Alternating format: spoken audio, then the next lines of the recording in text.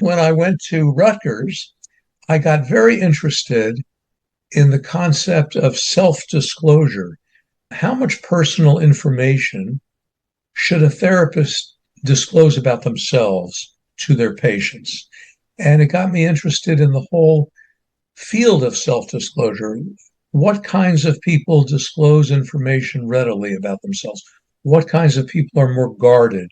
What kinds of people are over disclosures? I'm sure we all meet people at cocktail parties, and within the first 30 seconds, you know their whole life story and all of their traumatic events. And then you can have friends for 40 years and you hardly know much about their mother and father and their siblings, etc. So I got interested in that whole field. And I had an advisor who was very supportive of me doing research. And I looked at the relationship between self-esteem and self-disclosure.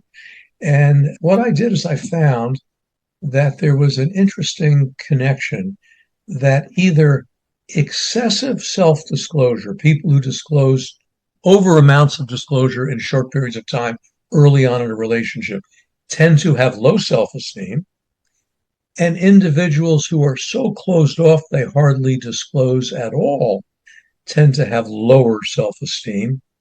But moderate degrees of self-disclosure seem to have the highest self-esteem. So there seems to be some connection between knowing when it's appropriate and how much to disclose that leads to good, solid sense of self. If you disclose too little or too much, it might be a sign of low self-esteem.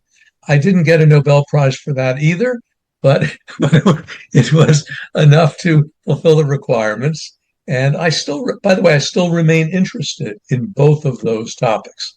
I still remain very interested in self-disclosure, and I still remain very interested in how we deal with anger and how that affects mood. So it's kind of interesting that the areas I was interested in as a student, here I am as a senior, still having those same interests.